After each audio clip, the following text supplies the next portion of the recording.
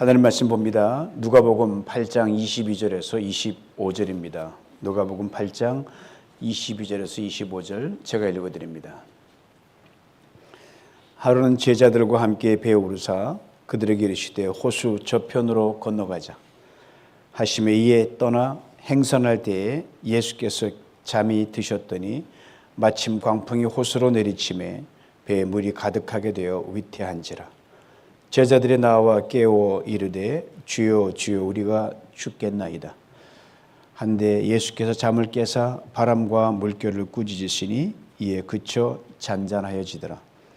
제자들에게 이르시되 너희 믿음이 어디 있느냐 하시니 그들이 두려워하고 놀랍게 여겨 서로 말하되 그가 누구이기에 바람과 물을 명함에 순종하는가 하더라.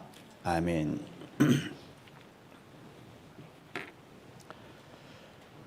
밤새 평안하셨습니까? 축복하는 입술이 되라. 이게 신년 특별세배님의 주제잖아요. 이게 진공 상태에서 하는 건 누구나 다 할 수 있습니다. 돈 안 들어가니까. 목숨을 걸어야 실생활에서 가능합니다. 이것은 비단 입술의 말에만 해당하지 않습니다. 우리가 보고 듣는 글도 마찬가지입니다. LA 산불이 팰리세이드 최초로 나서 우리 성박 목사님 우리 교회에서 한동안 파송해서 후원했던 우리 뉴스를 맡았던 목사님 통화를 바로 옆에 살거든요. 괜찮냐고, 괜찮다고 피신할 준비하고 있다 그러더라고요. 그래서 저한테 이래요. 목사님 그런데요 너무너무 자극적인 뉴스 헤드라인 때문에 미치겠습니다. 그래요. 뭐야 그러니까 신문 헤드라인이에요. 지구 종말. 지옥문이 열렸다. 그 다음에 재앙이란 말을 하도 많이 쓰니까 가뜩이나 뜨거운 불길이 주는 공포와 두려움, 우리 모두를 더 불안하게 만든다고, 그게 더 우리를 쫄아들게 한다고. 어째 불은 난 건데 아무리 말로 극단적인 표현해도 이게 나아지냐고. 그래서 목사님 천사의 도시 안 무너진다. 이름 참 잘 줬어요. 에리 천사의 도시. 다시 일어나 멋진 모습 부활할 줄은 분명히 믿습니다. 재앙이 아니라 평안입니다. 망한 게 아니라 소망과 더 나은 미래를 향해 가고 있습니다. 제 말에는 주님의 말씀이에요. 너희를 향한 나의 생각은 내가 아느니 재앙이 아니라 평안이요 너희 장래에 소망을 주라는 내 생각이라. 우리는 LA를 축복하고 어떤 일이 있더라 우리는 무조건 축복하는 것밖에 없어요. 우리 함께 찬양하며 LA를 축복하는 마음으로 서로 축복하는 마음으로 찬양하며 나갑니다.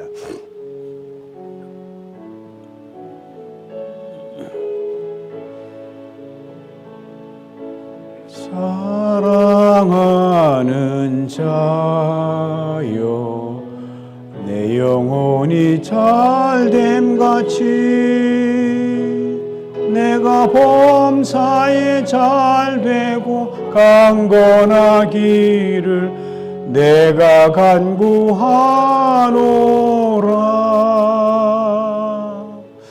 이 며칠 사이에 제 내리를 계속 맴도는 그런 구가 있어요. 그레친 루빈이라는 사람이 한 말인데 날들은 길고 해들은 짧다. The days are long, but years are short. 아주 역설적인 말이죠. 하루는 길고 1년은 짧다는 말이에요. 1년 훌쩍 가버려 새해마다 잖아요. 정말 짧아요. 그런데 하루하루는 지날 땐 때로는 길게 느껴질 때가 참 많습니다. 특별히 고통 중의 하루는 정말 깁니다. 요 며칠간은 더욱더 그랬어요. 그래서 산불 사태로 고통을 겪는 분들을 위해서라도 하루가 빨리 가고 신속히 예전의 일상으로 돌아갔으면 하는 마음 정말 간절했어요. 제가 매일 밤 그 LA에서 불은 광풍을 맞으면서 바람아 천자 마라 기도하고 그러다 제가 좀 약간 목감기가 왔는데 그래도 거뜬합니다. 이런 간절한 마음을 가지고 오늘 본문을 통해서 주님 우리에게 주시는 큰 소망과 위로를 함께 받아 누리길 원합니다. 오늘 본의 큰 그림은 이래요.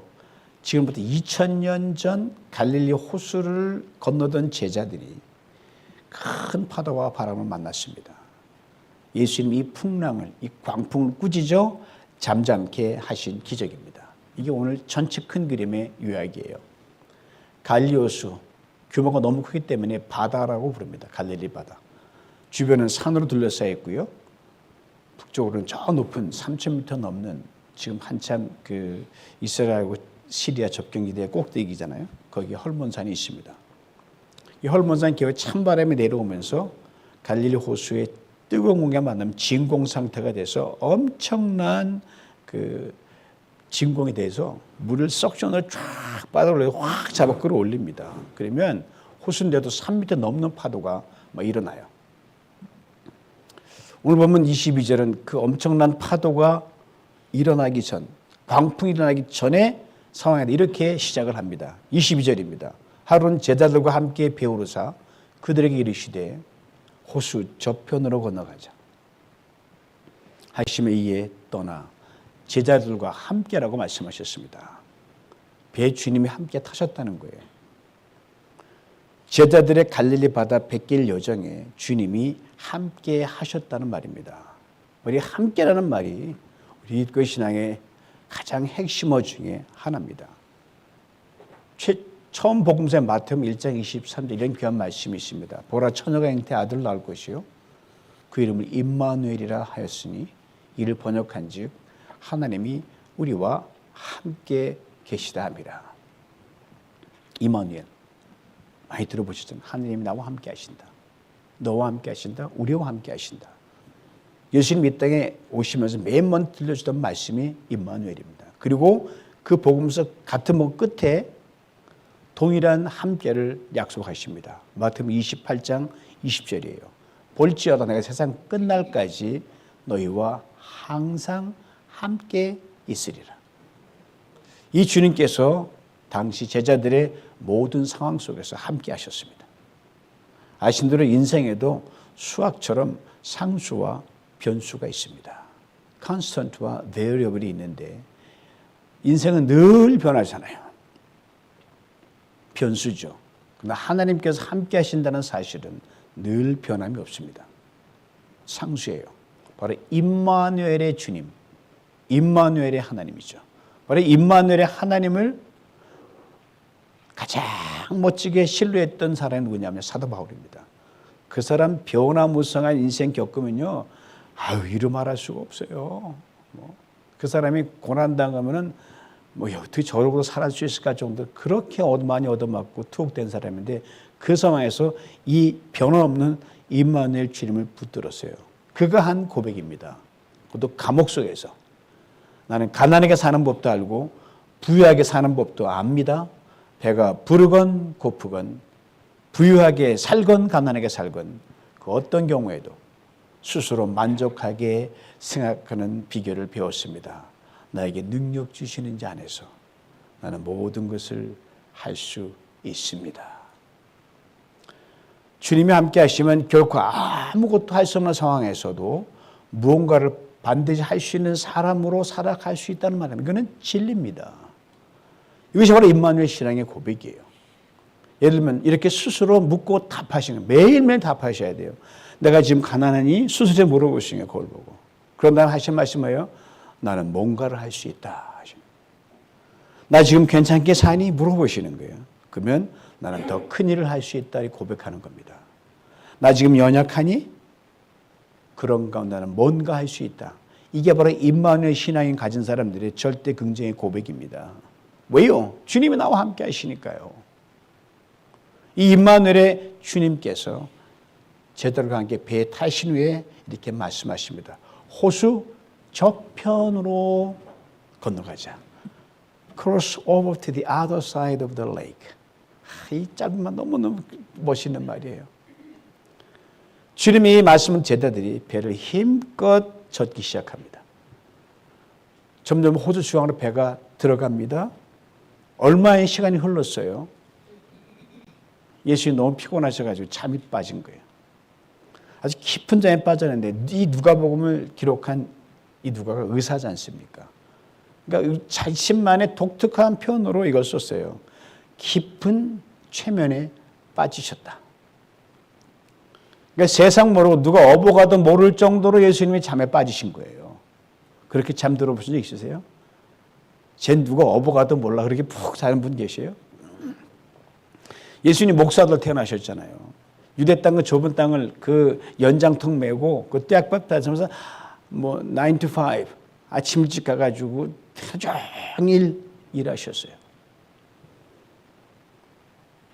그리고 공생애를 보내셨고 짧은 시간을 정말 바쁘게 사셨어요. 수많은 매일매일 상대하시고 사람 상대하는 게 정말 피곤합니다. 정말 피곤해요. 진을 빼놓는 경우가 있으니까 잠이 부족할 수밖에 없죠. 근데 성경에 예수님이 감기 걸렸단 말이 없어요. 깊은 잠이 바로 예수님의 건강 비결입니다. 잠이 보약이라고 그러잖아요. 정확히 하면 단잠, 깊은 잠 보약. 한두 시간을 자도요. 그 10시간 빈둥빈둥 잔 것보다 더 많은 효과가 있습니다. 그럼 잠 많이 밀려올 때 참지 마시고 그냥 주무세요. 주무시라고요. 예수님처럼. 가끔 설교 시간에 보면 잠이 막 눈이 껌뻑껌뻑 눈꺼풀이 천근만근 내신 분들이 계셔요. 말씀이 저는 알잖아요. 저분이 말씀이 안 들어주는 건지 너무 이 나그네 인생 이민자의 피곤한지 알거든요. 후자가 거의 다거든요. 참고 싶은데 그럴 땐 걱정하지 마세요. 그냥 주무세요. 1분만 주무세요. 제가 그런 게 아니라 분명히 주님 말씀 성경에 나오시 편해요. 사랑하는 자에게 잠을 주신다. 아유, 원더풀한 말이죠. 이렇듯 고온이 잡는 예수님을 태우고 계속 제자들이 노를 저어갑니다. 얼마의 시간을 흘렀을까? 바람이 막 거세지기 시작합니다. 파도가 일어납니다. 오늘 보면 이렇게 설명합니다. 광풍이 호수로 내리쳤다. 광풍, 문자들 미친 바람이에요. 물 밑에서 쫙 끌어올려서 쫙 올라갔다 내리꽂는 바람이니까 토네이도 연상하시면 돼요. 토네이도. 쫙 말아 올라가잖아요. 그 엄청난 그 컨테이너 그 몇 개가 그냥 끌어올라가서 잠깐 내다 꽂잖아요. 이 광풍이 뭐 아래 위 전후전 막 뒤흔들어 놓는 거예요. 쟤들이 탄 그 배가 정신없이 흔들립니다. 이 정도면 갈릴리 바다에 잔뼈를 군 제자들 웬만한 파도는 다 견디려고 멀미 안 한 이 제자들이 견딜 수가 없는 거예요. 다급한 상황을 오늘 보면 이렇게 설명합니다. 위태한지라. 단순히 어떤 위협에 처해 있다는 말이 아니에요. 끝났다는 거예요. 망했다는 거예요. 부르짖습니다. 우리가 죽게 되었나이다. 주님을 깨워야 되잖아요. 주님, 주님 애타게 막 잠든 주님을 깨우십니다. 최면에 걸리듯 예수님이신데 엄청난 파도에 대해 곤히 주무신 예수님께서 제자들의 이 말에 잠이 깼다는 게 이게 정말 아이러니한 거예요. 천둥번개에도 주무신 분이 제자들의 목소리 다 합쳐도 천둥번개만 못하던 근데 잠이 깨셨다니까요. 이 엄청난 광풍에도 잠을 깨지 않으신 예수님이 어떻게 제자들 주여주여 하는 이 개미 소리만한 소리에 잠이 깨셨을까? 여러분 요란한 지하철 타고 가보신 적 있죠? 거기에 소리가 안 들리잖아요. 전혀. 프리웨이 달려도 차에서 스피커폰에다가 좌우에 차가 슉슉 지나가면 잘 안 들리는 것처럼 그러고요. 잘 알잖아요. 그러니까 제자들의 목소리를 예수님이 들을 수가 없는 게 인간적인 관점이에요. 못 들으셔야 돼요. 몇백 배, 몇천 배 강한 소리에 눌려서 못 들으셔야 되는데 이상한 주님이 제자들의 소리를 들으셨습니다. 이게 우리에게 기가 막힌 우리에게 인사이트를 주는 거예요. 한 가지를. 하나님은요. 세상의 그 어떤 큰 소리보다도 여러분 모두의 작은 신음을 더 큰 소리로 들으신다는 사실입니다. 핀셋으로 뽑듯이 놓치지 않으세요. 아, 이거 윤병준 목사 소리구나. 아, 이거 김원민 권사 소리구나. 이거 뭐 두루두루두루 소리구나. 다 잡아내세요. 헷갈리지 않으셔요. 정확하게 들으십니다. 이걸 잊지 말아야 됩니다. 광풍 속에 묻혀버린 제자들의 희미한 소리를 들으시고 예수님이 잠에서 깨셨습니다. 그리고 바람과 물결을 꾸짖습니다. 이 꾸짖는다는 말이요. 정말 그래픽한 단어예요. 무거운 돌을 올려놔가지고요. 꼼짝 못하게 한다는 게 바로 이 꾸짖는다는 거예요. 빛이 어둠을 이기잖아요. 빛의 무게가 어둠을 꽉 눌러서 꼼짝 못하게 하기 때문입니다. 본질이 현상을 이깁니다. 본질의 무게가 현상을 눌러서 꼼짝 못하게 하기 때문입니다. 창조주 하나님이신 예수님께서 만드신 피조물 세계의 모든 눌러서 꼼짝 못하게 하십니다. 우리 주님 묵직한 꾸짖음에 바람도 파도도 멈춥니다. 이에 오늘 보면 이렇게 증거합니다. 이에 그쳐 잔잔하여지더라. 사랑하는 성도 여러분, 세상이 감당 못하는 바람과 파도, 우리 주님은 잠잠케 하실 수 있습니다. 그러기에 세상에 주지 못하는 평안, 우리 주님은 능히 주실 수 있습니다. 방금 전까지는 집어 삼킬 듯 죽일 듯이 덤벼드는 그 호수가 쥐등같이 쫙 정해진 것을 보고 제가 넋이 나간 거야. 아니 이럴 수가. 주님이 물으시는 거예요. 너의 믿음이 어디 있느냐. 저는 이 대목을 읽을 때마다 예수님 최고의 코미디언이라는 걸 저는 부인할 수가 없습니다. 죽겠다가 아우성치다가 잔잔해진 파도를 보고요. 간신히 안도의 숨을 내쉬는 쟤들입니다. 또 놀란 기세 여전히 있어요. 무서운 표정, 긴장 역력합니다. 이들을 안심시키고 긴장 풀어주시기 위해 태연하게 아무 일 없는 것처럼 예수님 코미디 던지시는 거예요. 너희들 믿음 어디 두고 왔어? 주머니 들었냐? 호수 저편 언덕에 두고 왔냐? 배 밑창에 빠뜨렸니? 어디 있을 테니 찬찬히 살펴보라 이 말씀이에요. 저희들이 예수님 이런 고차원의 위트가 담긴 하이 코미디를 알아차렸을까요? 아닐까요? 전혀 못 알아차렸습니다. 그래서 오늘 보면 이렇게 설명합니다. 그들이 두려워하고 놀랍게 여겼다. 만약 저희들이 예수님의 하이 코미디에 대해 이렇게 반응했으면 어땠을까요?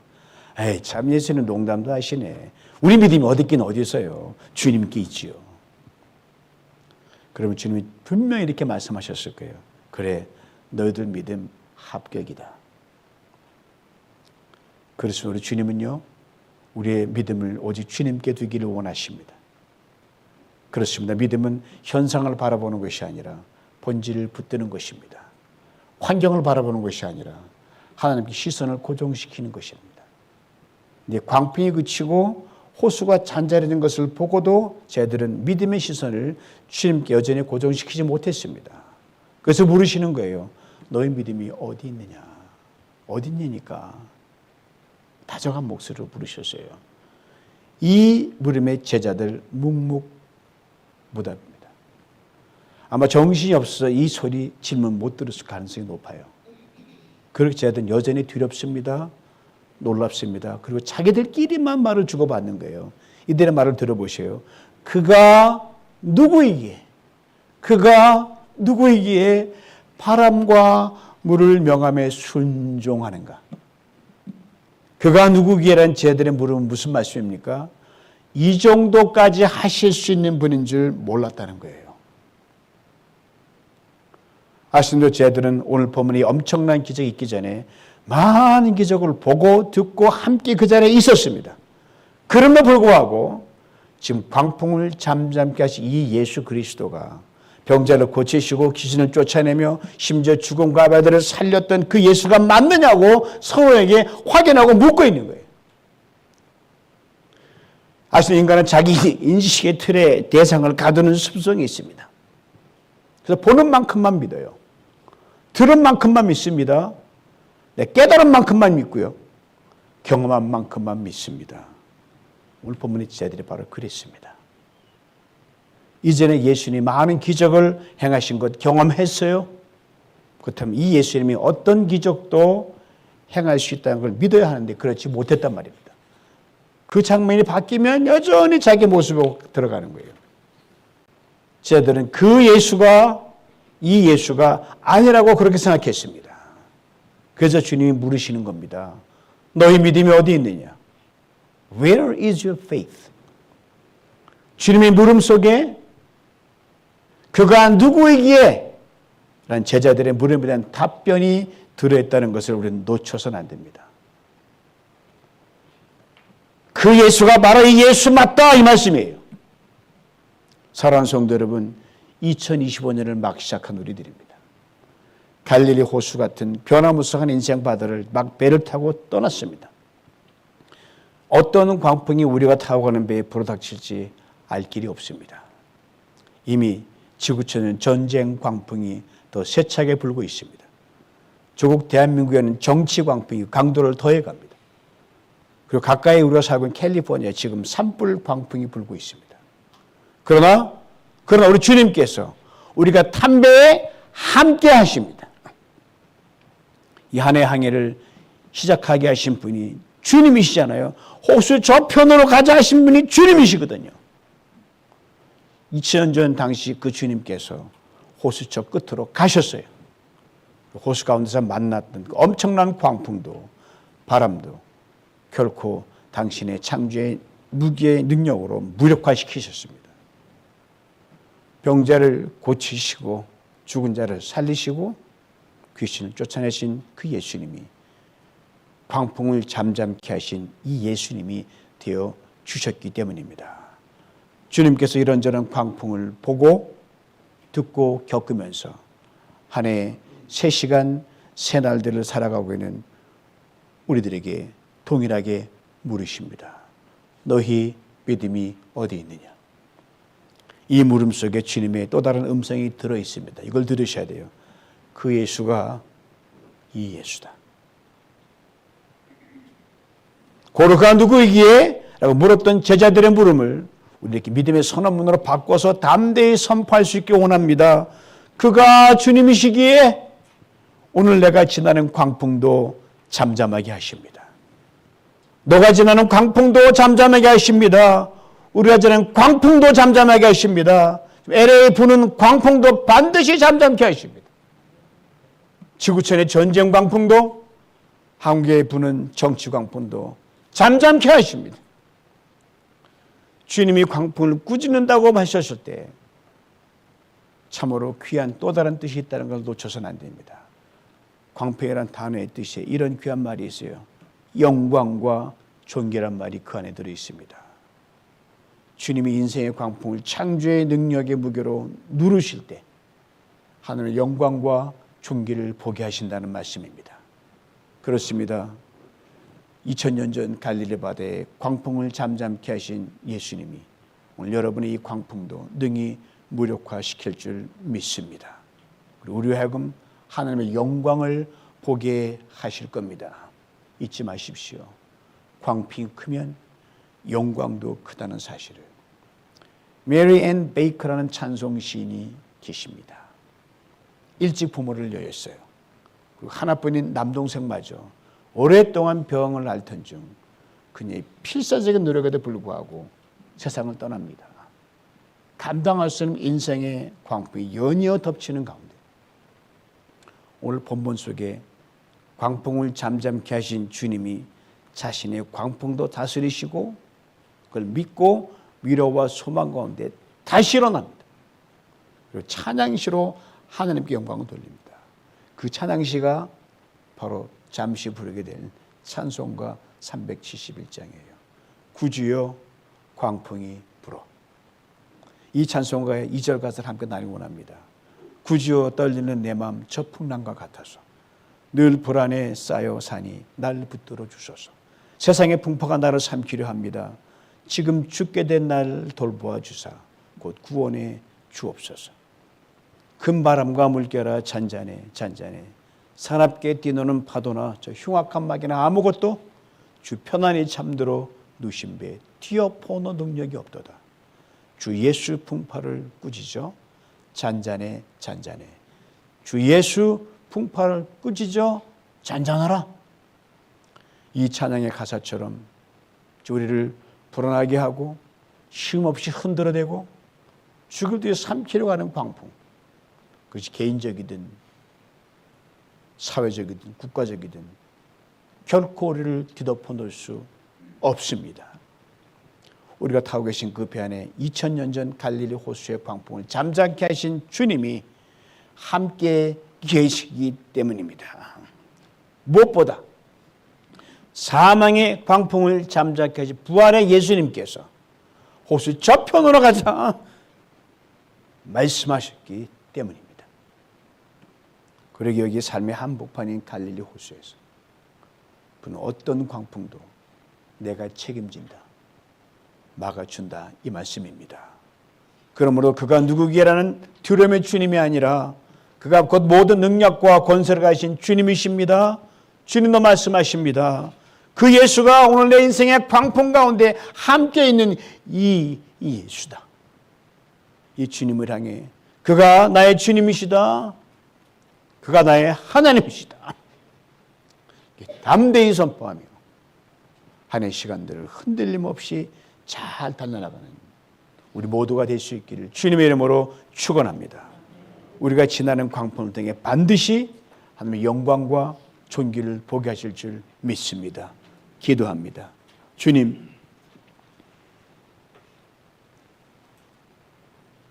한 해 막 시작한 해에 인간 힘으로 어쩔 수 없는 광풍에 휩싸여 있습니다.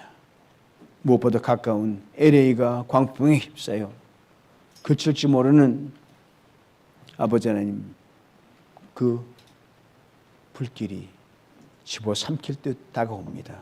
주여 말씀하여 주옵소서.